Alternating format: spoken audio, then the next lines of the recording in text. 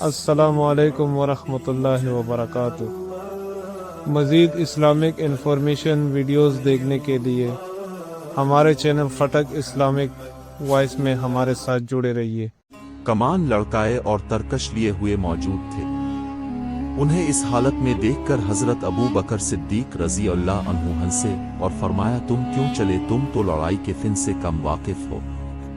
حضرت ابو ہریرہ نے کہا، صدیق، اس لیے کہ جہاد کے ثواب میں شامل ہو جاؤں۔ پھر مداح کے فرمایا کہ شام کے میوہ جات انشاءاللہ العزیز کھانے میں آئیں گے۔ آپ یہ سن کر بہت ہے بنو ابس اور قبیلہ کنانہ کی فوجیں۔ اس کے بعد میسرہ بن مسروق البسی کے زیر کمان بنو ابس اور اس کے پیچھے قبیلہ کنانہ جس کے سردار شم بن اسلم البنانی تھے آئے۔ تمام قبائل یمن کے ساتھ جو یہاں آئے تھے، ان کی اولاد و اموال اور عورتیں، گھوڑے، اونٹ وغیرہ موجود تھے۔ حضرت صدیق رضی اللہ عنہ یہ جا و حشم دیکھ کر بے انتہا خوش ہوئے اور خداوند تعالیٰ کا شکر ادا کیا۔ مدینہ طیبہ کے ارد گرد ہر ایک قبیلہ نے علیحدہ علیحدہ پڑاؤ کیا۔ چونکہ یہ ایک جم غفیر اور فوج کثیر جمع ہو گئی تھی، اس لیے کھانے پینے میں کفایت اور جگہ کی قلت ہوئی۔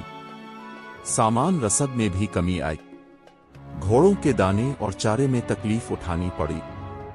بعد یہ دیکھ کر سرداران قبائل نے مجتمع ہو کر آپس میں مشورہ کیا کہ حضرت ابو بکر صدیق رضی اللہ عنہ کی خدمت میں حاضر ہو کر عرض کی جائے کہ چونکہ یہاں کثرت اثر دھام کے باعث تکلیف ہو رہی ہے، اس لیے اب ہمیں شام کی طرف روانہ کر دیجیے۔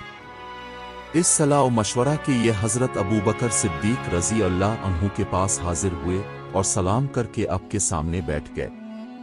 ایک نے دوسرے کی طرف دیکھنا شروع کیا کہ سلسلہ کلام کون شروع کرے۔ آخر سب سے اول قیس بن حمیر الامرادی نے عرض کیا کہ خلیفہ رسول اللہ، اپنے ہمیں جس کام کے لیے حکم فرمایا تھا، ہم نے اس کو خداوند تعالیٰ اور اس کے رسول صلی اللہ علیہ وسلم کی اطاعت اور جہاد کے شوق میں فوراً قبول کر لیا۔ اب خدا کے فضل سے ہمارا لشکر پوری طرح تیار ہو چکا، ساز و سامان سب کر لیا گیا۔ نیز اب کا شہر گھوڑوں، خچروں اور اونٹوں کے لیے تنگ اور فوج کی ضروریات کے لیے ناکافی ہونے کے باعث تکلیف دہ ہے، جس کی وجہ سے لشکر کو تکلیف ہوتی ہے۔ اس لیے جنگ کی اجازت دی جائے، اور اگر جناب والا کی رائے کسی اور امر کی طرف راغب ہو گئی ہے اور پہلا ارادہ منسوخ فرما چکے ہوں تو ہمیں اجازت دے دی جائے کہ ہم اپنے وطن مالوف کی طرف لوٹ جائیں۔ اسی طرح باری باری ہر ایک سردار قبیلہ نے عرض کیا۔ وقت تو نے فرمایا، اے مکہ، جس وقت اب سب کی گفتگو سن چکے تو اپنے فرمایا کہ اے ساکنین مکہ معظمہ وغیرہ، واللہ میں تمہیں تکلیف دینا نہیں چاہتا، بلکہ میرا منشا محض تمہاری تکمیل کرنا تھا، تمہاری جمعیت پوری ہو جائے۔ عرض کیا گیا، حضور، کوئی قبیلہ آنے سے باقی نہیں رہا، سب آ چکے، اب خداوند تعالیٰ پر بھروسہ اور امید کر کے ہمیں روانہ کیجیے۔